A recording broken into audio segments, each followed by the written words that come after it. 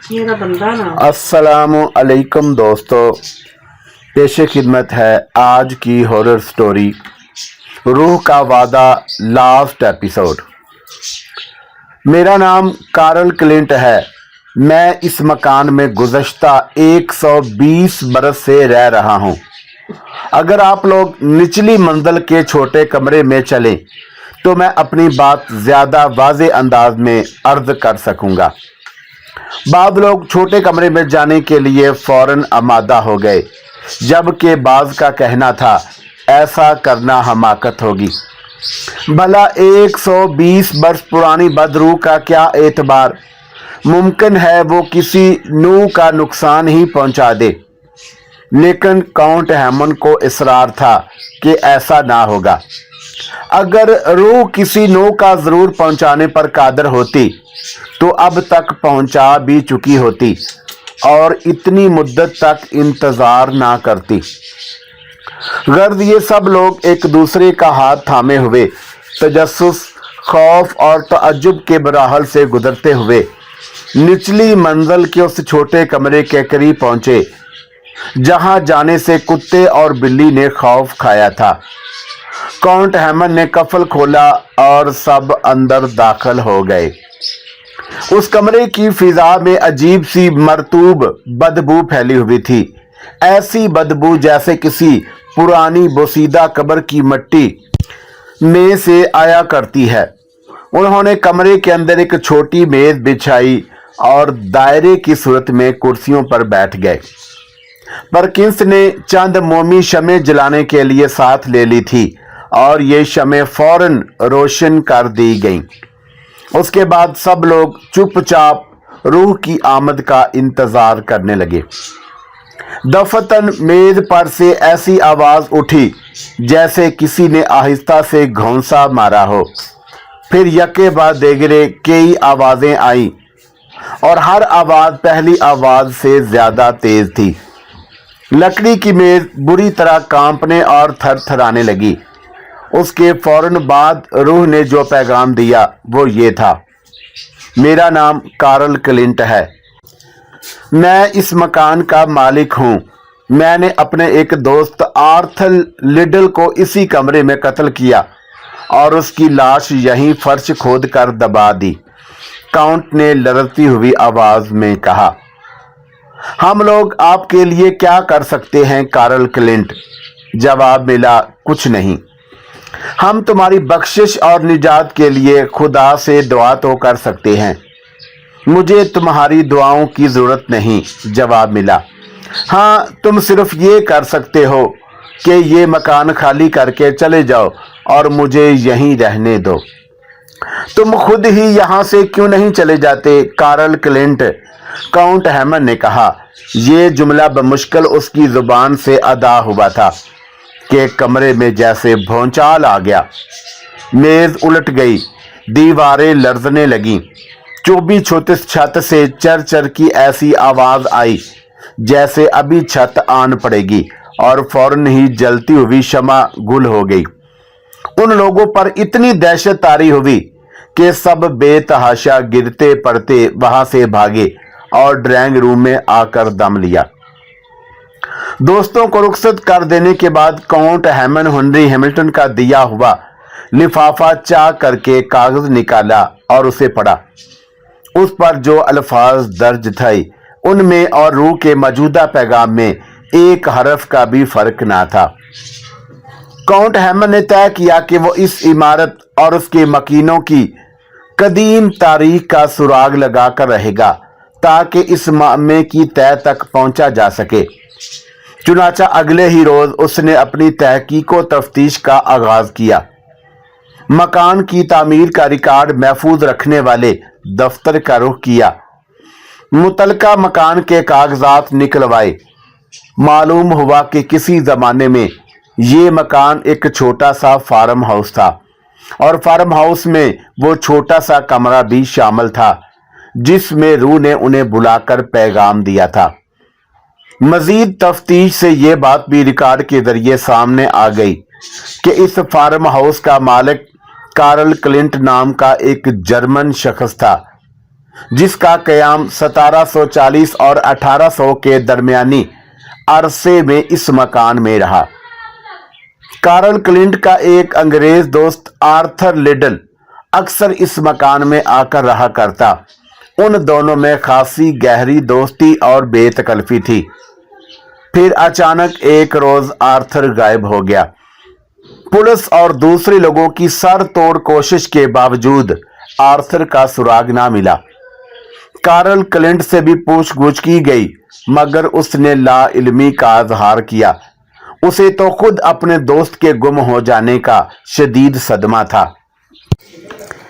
Arthur की गुमशुदगी के चंद साल बाद कार्ल क्लिंट इस मकान से रुखसत हो गया और इसने एक दूसरे मकान में सुकूनत इख्तियार कर ली। उसके जाने के बाद ये मकान मुख्तलिफ हाथों में आया, बार बार बिका और खरीदा गया। हर आने वाले ने इसमें कुछ न कुछ इजाफा ही किया।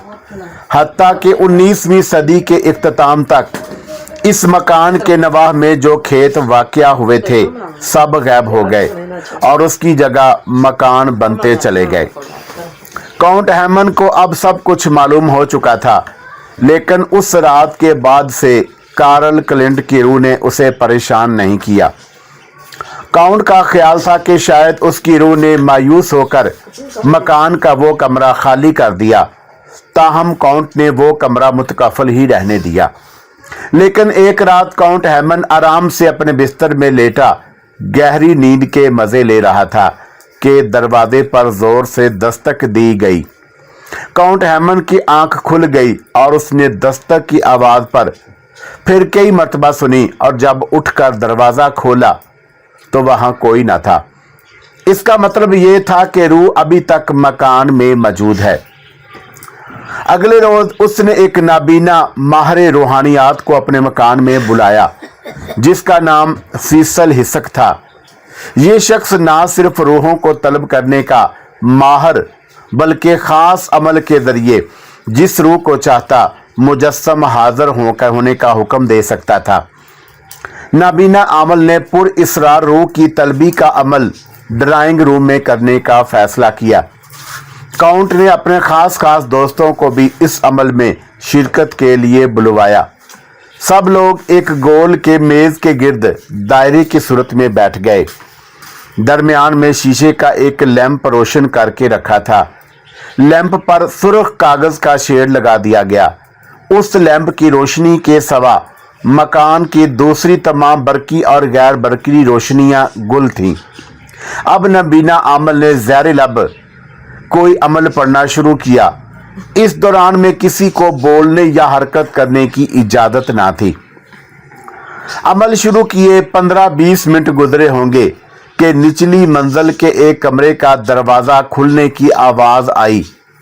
फिर कदमों की चाप जो नज़दीक से नज़दीक आती गई।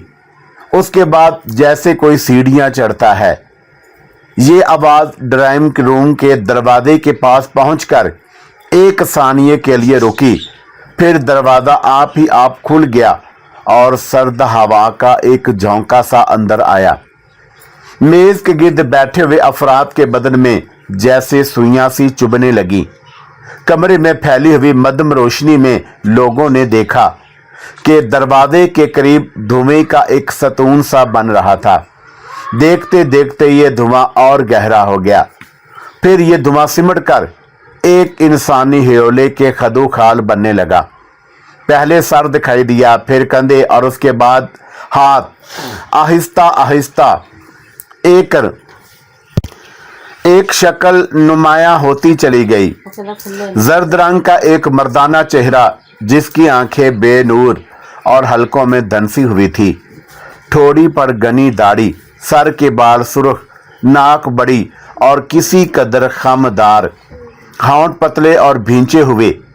ये एक ऐसे शख्स का चेहरा था जिसकी उम्र 45 और 50 के दरमियान थी।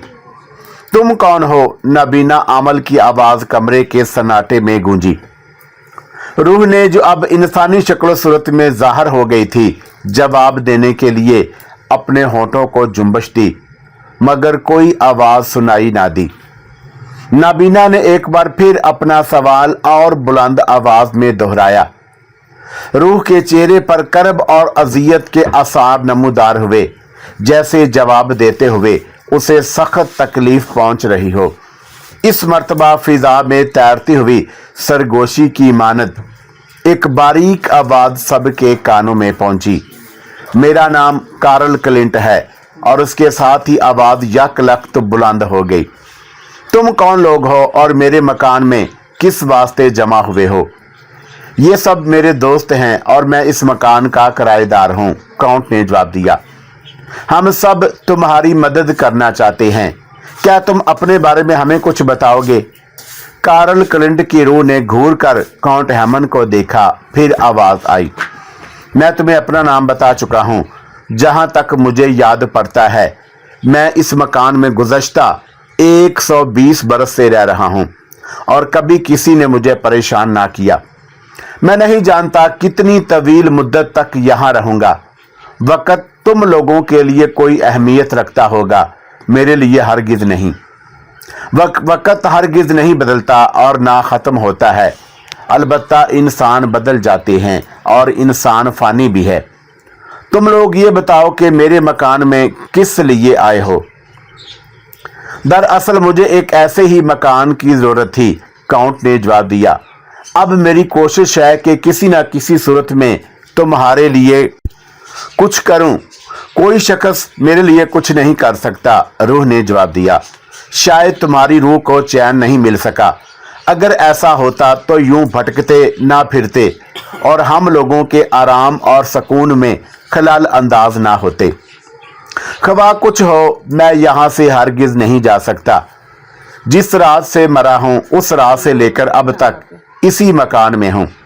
अच्छा ये बताओ कि तुमने अपने दोस्त आर्थर लिडल को क्यों कत्ल किया? जिन दिनों मैं जिंदा था और इस मकान में रहता था तो यहीं मुझे एक औरत से मोहब्बत हो गई। उसका नाम कार्लोटी था। मैं उसे अपनी जान से ज़्यादा चाहता। अभी हमारी शादी भी ना हो पाई थी कि मेरा दोस्त आर्थर लिडल हमारे दरमियान आ कूदा। वो दोस्त तो मेरा था, लेकिन आहिस्ता आहिस्ता उसने कार्लोटी पर डोरे डालने शुरू कर दिए और चूंकि आदमी मालदार था, इसलिए उसने कार्लोटी को रुपए का लालच भी दिया और यहाँ तक कहा कि अगर वो उसके साथ भाग चले तो वो अपनी तमाम दौलत उसी को देगा। आर्थर के मुकाबले में मैं एक गरीब और मामूली किसान था, लेकिन कार्लोटी भी मुझे चाहती थी। चुनाचा उसने सब बातें मुझे बता दी। मैंने आर्थर से ताल्लुकात मुंतके कर लिए, लेकिन एक रात वो मेरी गैर हाजिरी में इस मकान पर आया और उसने कार्लोटी पर दस्तराजी करने का इरादा किया। कार्लोटी ने बड़ी मुश्किल से अपनी इज्जत बचाई। इतने में मैं भी पहुंच गया और जब मुझे उसके करतूत का इल्म हुआ, मैं गुस्से से पागल हो गया। मैंने अपनी कुल्हाड़ी उठाई और आर्थर का सर कलम कर दिया। फिर इसी कमरे में गड्ढा खोद कर लाश खासी गहराई में दबा दी।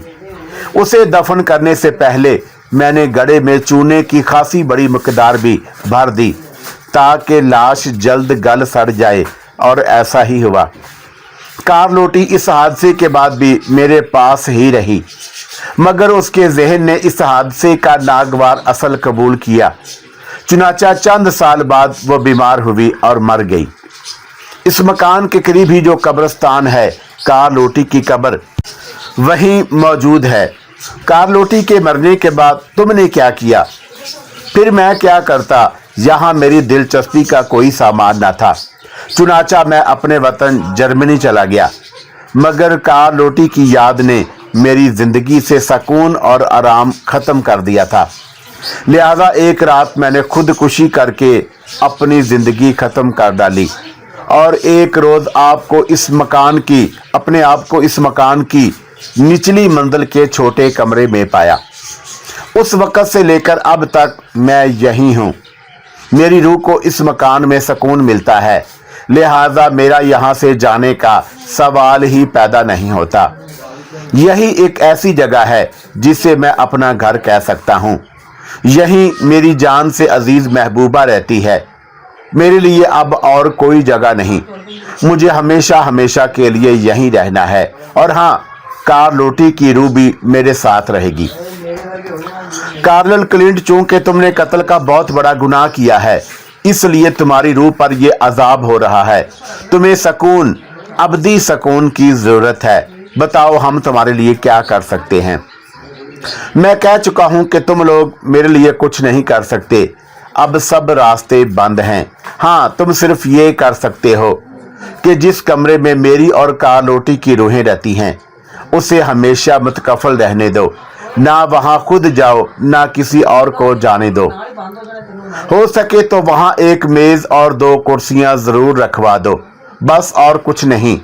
मैं फिर तंबीह करता हूं कि सूरज गरूब होने के बाद उस कमरे में कोई शख्स दाखिल होने की जुर्रत ना करे। मैं तुम्हारी खुशियों में हर्ज नहीं होगा। बाकी तमाम मकान इस कमरे के सिवा तुम्हारा है। और यूं ये पुरइसरार ड्रामा खत्म हुआ। काउंट ने वादा किया कि उस कमरे में कोई ना जाएगा। उसने अगले ही रोज 2 कुर्सियां और एक मेज वहां रखवा दी और दरवाजा हमेशा हमेशा के लिए मुतकफल कर दिया। वक्त गुजरता चला गया, महीने बरसों में बदल गए। फिर कार्ल क्लिंट की रूह ने काउंट हैमन और उसके घर वालों को तंग ना किया। रूह के कमरे में तारीकी और खामोशी के सिवा कुछ न था। कई बरस बाद काउंट ने यह मकान छोड़कर दूसरी जगह जाने का फैसला किया, मगर वो चाहता था कि अपने इस फैसले से कार्ल क्लिंट की रूह को जरूर आगाह करे। चुनाचा एक रात उसने फिर नाबीना अमल के जरिए रूह को मुजस्सम शक्ल में तलब किया। जब धुएं ने इंसानी हिरोले की सूरत इख्तियार कर ली तो काउंट हैमन ने कहा, कार्ल क्लिंट, मैंने तुम्हें यह बताने के लिए यहाँ आने की जहमत दी है कि हम लोग अनकरीब ये मकान खाली कर रहे हैं। इस दौरान में तुमने अपना वादा पूरा किया और हमें तंग ना किया। मैं इसका शुक्रिया अदा करता हूँ। काश कोई तरीका ऐसा होता जिससे हम तुम्हारी रूह को शादमां कर सकते। काउंट हैमन का बयान है कि यह सुनकर कार्ल की रूह चंद लम्हे खामोश रही। फिर उसने आहिस्ता आहिस्ता कहना शुरू किया, तुम यहां से जा रहे हो। पहले मेरी ख्वाहिश थी कि तुम यहां से चले जाओ, मगर अब मैं चाहता हूं कि तुम यहीं रहो। तुम्हारे यहां रहने से मुझे सुकून है। तुम चले जाओगे और तुम्हारी जगह जो कोई और आएगा तो वो मुझे तंग करेगा। नहीं नहीं, तुम ना जाओ। अच्छा जाओ, काश मैं भी तुम्हारे साथ नए मकान में जा सकता। कार्ल की रूह ने ये अल्फाज कहे तो काउंट और कमरे में मौजूद सभी लोग बेहद हैरान हुए। मगर मैंने तो दूसरा मकान भी ले लिया है, काउंट ने कहा। अब मैं तुमसे रुखसत होने की इजाजत चाहता हूं। देखो, मेरे कमरे में शमाली दीवार के पीछे कार्लोटी की एक पुरानी तस्वीर छुपी हुई है, रूह ने कहा। मेरी ख्वाहिश है कि तुम ये तस्वीर अपने साथ ले जाओ और नए मकान के उस कमरे में लगा दो जहां तुम रहना पसंद करो। काउंट हैमन ने एक बार फिर रूह के कमरे का ताला खोला और शमाली दीवार को देखा भाला तो पर्दे के पीछे एक पुरानी कलमी तस्वीर बरामद हुई, जिस पर गिर्द की दबीज तय जमी हुई थी। गिर्द साफ की गई तो एक खूबसूरत जवान साल औरत के खदुखाल उभर आए। काउंट ने यह तस्वीर बगल में दबाई, कमरा मुकफ्फल किया और कार्ल की रूह को अलविदाई सलाम करके इस मकान से रुखसत हो गया। काउंट लुइस हैमन उर्फ कैरो का हल्फी बयान है कि इस दास्तान का हरफ हरफ सच्चा और हकीकत पर मबनी है। अभी पहली जंग अजीम तक उस मकान के आसार मरकजी लंदन में बाकी थे और देखे जा सकते थे, लेकिन एक रात जर्मन तैयारों ने लंदन पर ऐसी शदीद बमबारी की कि बहुत से मकान गिर गए और बाद मकामात पर हौलनाक आग लगी, जिसने इस मकान का रहा सहा निशान भी हमेशा हमेशा के लिए मिटा दिया। अल्लाह हाफिज मेरे दोस्तों, अल्लाह हाफिज।